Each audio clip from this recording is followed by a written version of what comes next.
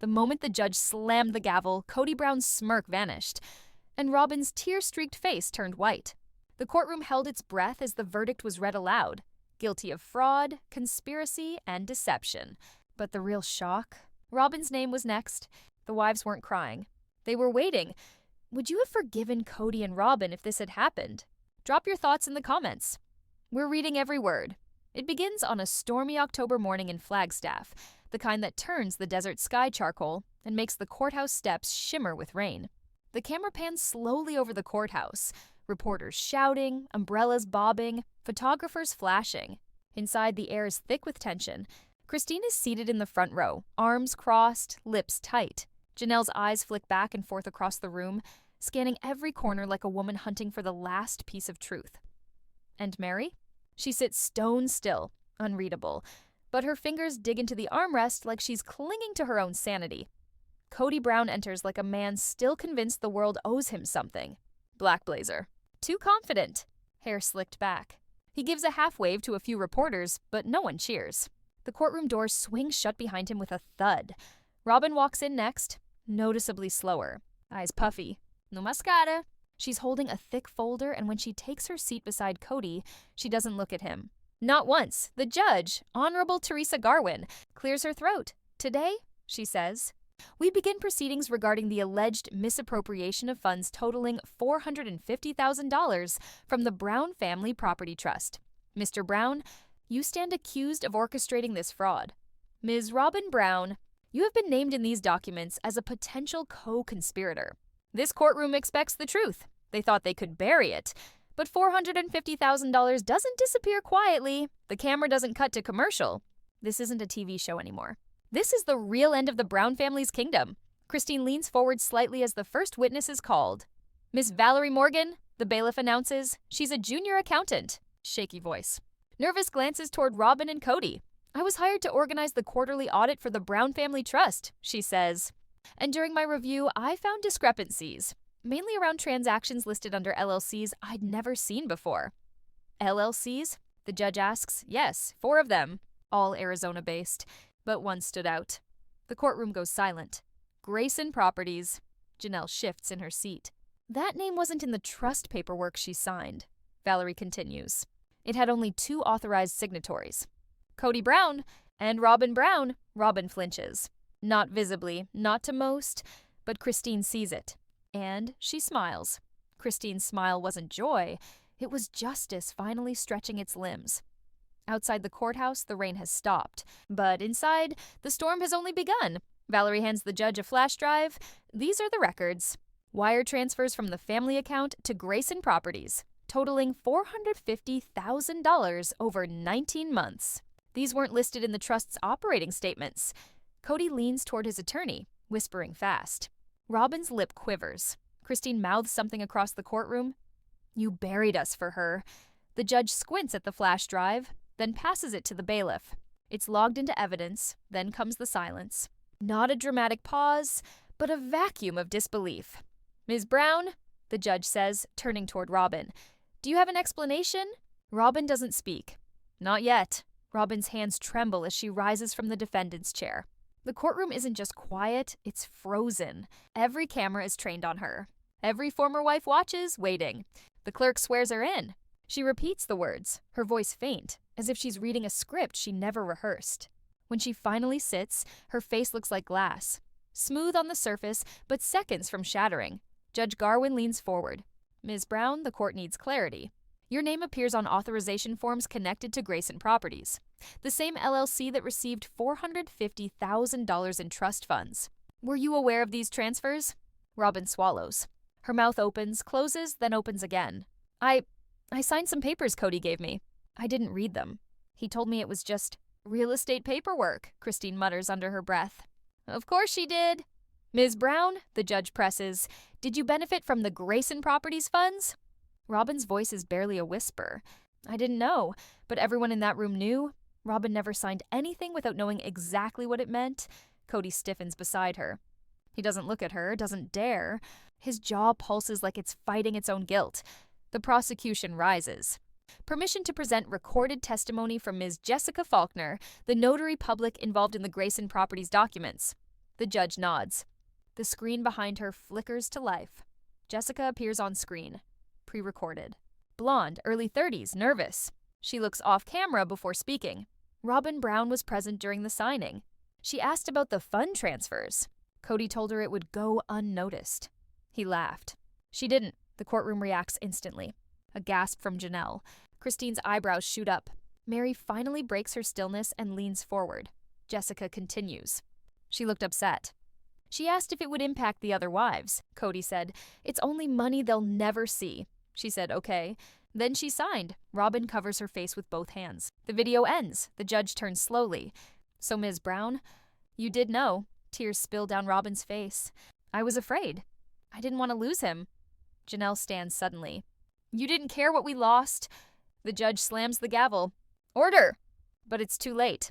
The dam has cracked. She didn't cry for the money. She cried because the lies stopped working. Outside the courtroom, Twitter explodes. Robyn knew trends within minutes. Inside, the court resumes with a tension that feels like standing in a room filled with gasoline and waiting for someone to light a match. The next witness? A name that sends shockwaves down the bench. Dayton Brown. Robyn's oldest son walks in, head high, suit crisp. He doesn't look at his mother. Not once. He's sworn in, hands clasped tightly. "Mr. Brown, did you ever observe or hear discussions about Grayson Properties?" Dayton nods. "Yes, at home. My mom and Cody would talk about it late at night. I overheard them more than once." Robyn shakes her head. "Dayton, please." The judge warns her. "No interruptions." Dayton's voice doesn't waver. She knew. She just didn't want to say no to him. He told her they'd flip the land, make money, and the rest would work itself out. Did he mention the trust fund? Dayton hesitates. Yes. He said the other wives wouldn't notice. And if they did, he'd say it was mismanagement by the accountants.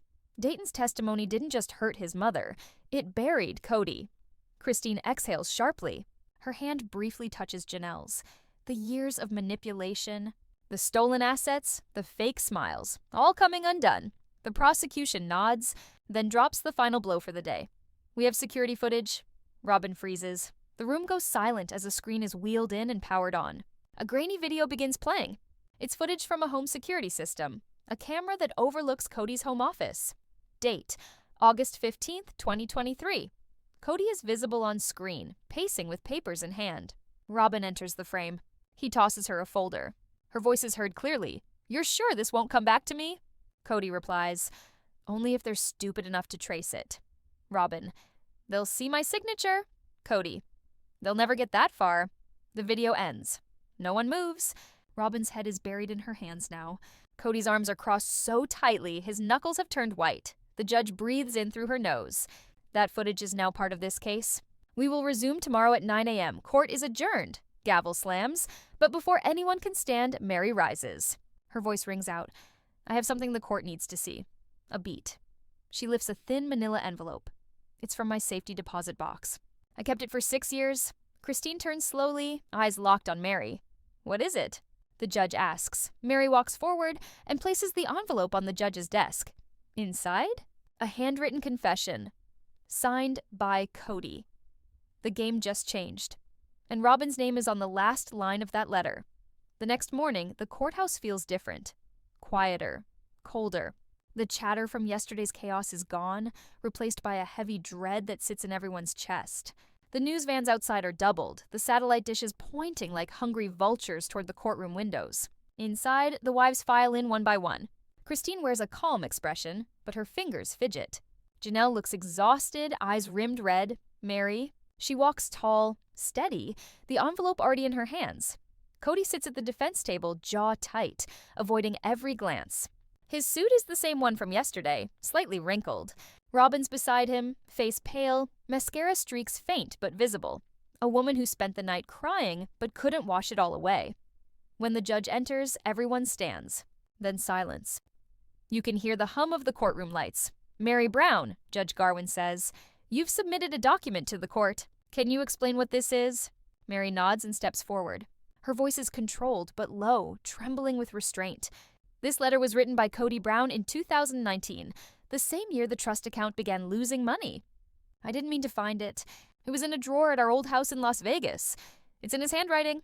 The judge gestures for the bailiff to bring it forward. The courtroom holds its breath as she unfolds the paper. Cody's face hardens, knowing what's coming.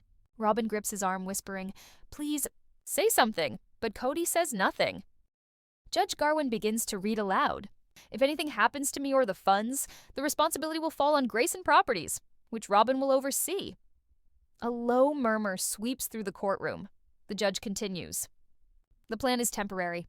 They'll never find out where the money went. I did this to protect us." The courtroom explodes in whispers. "Cameras flash!" Cody stands suddenly, shouting, "That letter wasn't meant for anyone to read! It was a draft!" The judge slams the gavel. "Sit down, Mr. Brown, or I'll hold you in contempt." His own handwriting had turned into the loudest witness in the room. Mary watches him with a strange mix of pain and relief. "You used our names to cover your lies," she says softly. "And I let you." "Not anymore," Cody glares back, his voice rising. "You think I did this alone? You think Robyn didn't know? She was right there with me when we moved the funds." "Don't you dare," Robyn gasps. "Stop!" But the damage is done. For the first time, the wives see it. Cody isn't trying to protect Robyn. He's trying to drag her down with him. The prosecution seizes the moment. "Your Honor, given this new document, the state moves to introduce evidence from the Brown family accountant, Mr. David Marks, who tracked the money trail from Grayson Properties." The judge nods. "Proceed." David, mid-50s, calm and professional, steps forward. He places a stack of bank statements on the witness stand. "These are direct wire transfers from the trust to Grayson Properties," he explains. "But more notably, there are outgoing transfers from Grayson to another entity, R&B Consulting." Christine leans forward. "R&B?" "Yes," David says. "R&B, registered under Robyn Brown." A gasp ripples through the audience. Robyn's lips part in disbelief. No, that's not possible. I don't own any consulting company." The prosecutor slides another document toward the judge. "Arizona State Business Registration, filed March 2020. Principal Officer, Robyn Alice Brown. Mailing address matches your home address." Robyn shakes her head, tears falling freely. I didn't file that. I swear," Cody mutters under his breath. "You said you'd handle it." "What?" Robyn snaps, turning toward him, eyes wild. "You told me it was for taxes." The courtroom erupts in chaos again. Reporters typing furiously, Christine covering her mouth, Janelle whispering, "He forged it. He must have forged it." Judge Garwin slams her gavel until the room falls silent. "This court will now view Exhibit 47, the prosecutor announces. A copy of the notary log attached to the R&B registration. A zoomed-in image appears on the screen. Robyn's signature. Dated and sealed, the judge narrows her eyes. This signature looks identical to the one on the Grayson transfer forms." The prosecutor nods. "Exactly, and we had it analyzed. It's a trace digital overlay, meaning someone copied her real signature and pasted it onto forged documents." The wives exchange stunned looks. Robyn stares forward, whispering, "He used me." The prosecutor turns to Cody. "Mr. Brown, would you like to explain how these identical signatures came to be?" Cody stands red-faced, trembling. "You think this is all me? You think I forged her name? She was part of it. He stops mid-sentence. The words choke him like chains. His lawyer grabs his arm, whispering, "Stop talking." But it's too late. Every reporter in the room has it now. Cody just admitted to forgery, at least indirectly.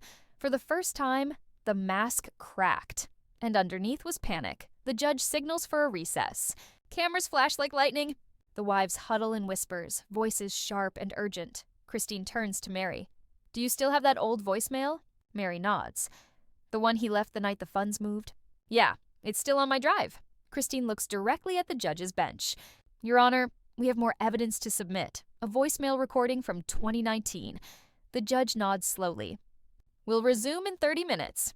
The courtroom empties halfway, but the energy is electric. People know something massive is coming. Robyn collapses into her seat, sobbing. "He promised it was family money. He said it was to help the kids. He said," Cody interrupts, voice low but venomous, "You were fine with it when it bought that house, weren't you?" Robyn snaps her head toward him. "You said it was paid off from TLC bonuses." "You lied to me," Cody smirks. "You didn't ask too many questions, though." The silence between them is colder than anything else in the room. Even the camera crew stops breathing. When court resumes, Christine stands, her voice steady. "Play it." The audio begins. It's grainy, but Cody's voice is unmistakable. "Robyn, it's done." The funds are moved. I use the trust's wire because it's faster. Don't tell Janelle or Mary, they'll twist it. Just sign where I told you. We're safe, the clip ends. The entire courtroom gasps. The judge removes her glasses slowly, eyes dark with disbelief. Mr. Brown, she says, her tone cold. You just confessed to a felony. Cody stumbles back, shaking his head. That's out of context. Christine's voice cuts through like steel. No, that's the context we've lived in for years. Truth doesn't whisper forever. Sometimes it roars through old voicemails. Judge Garwin straightens her papers. The court finds sufficient grounds to move this case to the sentencing phase. Mr. Brown, you will be remanded to custody pending verdict review. Cody's face drains of color. Robyn reaches for his arm, but he pulls away. The bailiff approaches. Metal cuffs gleam in the harsh light. As Cody's wrists are locked, the courtroom fills with a sound no one expected. Christine crying. Not tears of joy, tears of release. The bailiff leads Cody away. He looks over his shoulder once, not at Robyn, not at the wives, but at the camera. He mouths 2 words. You'll pay. And then he's gone. But before the judge can adjourn, Robyn stands shakily. Wait, there's something else. Something he made me hide. Everyone freezes. Even the judge leans forward. What do you mean? Christine asks, voice trembling. Robyn looks at the floor. A second account. Offshore. He told me never to speak of it. But it's in both our names. And just like that, the scandal wasn't over. It had only changed countries. The silence in the courtroom after Robyn's bombshell is so sharp, it stings. Even the reporters seasoned in scandal don't move. Robyn stands trembling, eyes locked on the floor, refusing to meet anyone's gaze. She's not crying now. No, this is something deeper. Shame. Judge Garwin doesn't even blink. Ms. Brown, she says slowly, did you say there is an offshore account? Robyn nods once. In the Cayman Islands, opened 3 years ago, under the name Rack Holdings? The judge's face hardens. Spell that.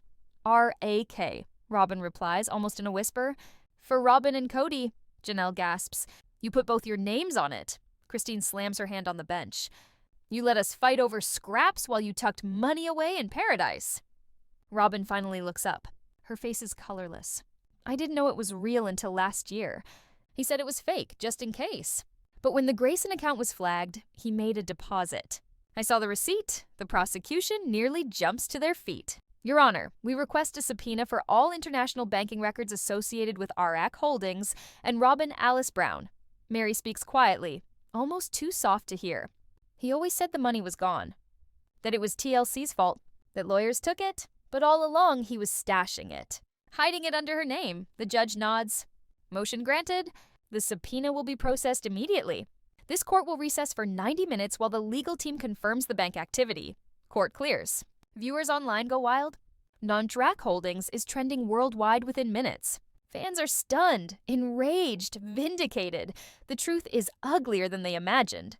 In a back corner of the courthouse, Robyn sits alone. Not even her attorney is near her now. Mary watches from a distance, then approaches. You protected him, Mary says. You put your name on everything.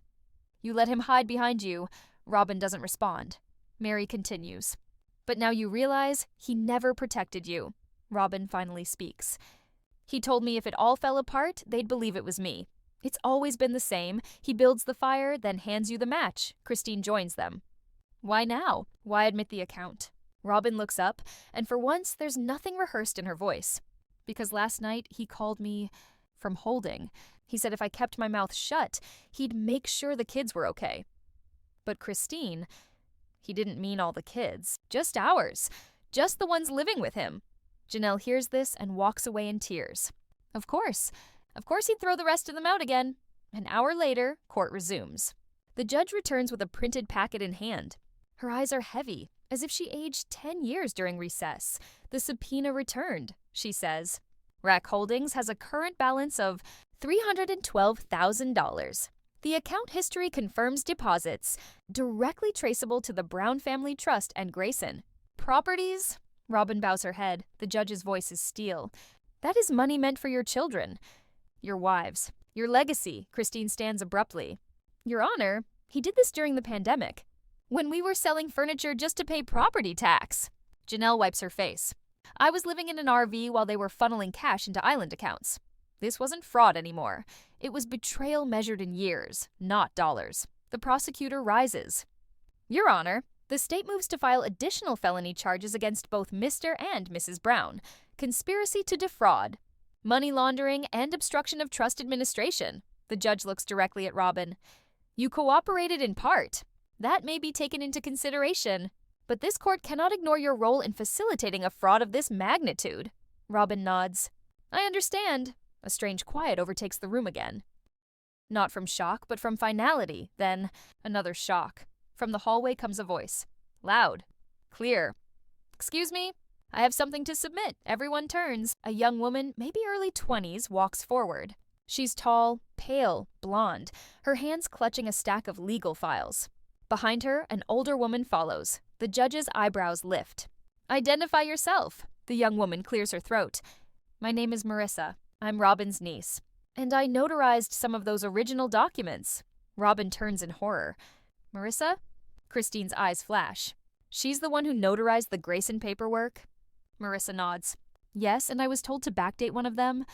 I didn't understand at the time, but I do now. The judge calls her forward. She places the documents on the bench. I want to make this right, Marissa says. He told me it was for a trust restructure. He said all the wives had signed off, but only one signature was real. Christine steps forward. Whose? Marissa looks directly at her. Yours. The rest were copied. Gasps echo across the room. The judge glances between the files, visibly rattled. Forgery, layered with notarial fraud. Even the documents that built the House of Lies were lies themselves. Robyn's knees nearly buckle. She sits down hard, her face crumpling. Your Honor, her lawyer whispers, may we request a private meeting? The judge considers. Then, denied. This court deserves transparency. Robyn begins crying. Not quietly. Full sobs now. Years of cover-ups and secrets breaking free. He told me I was safe. He told me they'd never check. The judge's voice booms. You were not safe. You were complicit. Robyn nods through tears. I'll testify. Against him. I'll tell everything. The judge pauses. You're prepared to turn state's witness? Robyn whispers. Yes. Christine closes her eyes. It's not peace, but it's movement. Forward, finally. The judge makes it official. Robyn Alice Brown. This court will allow you to enter into cooperation with the state, pending sentencing reduction consideration. Your testimony will begin tomorrow. Robyn doesn't thank her.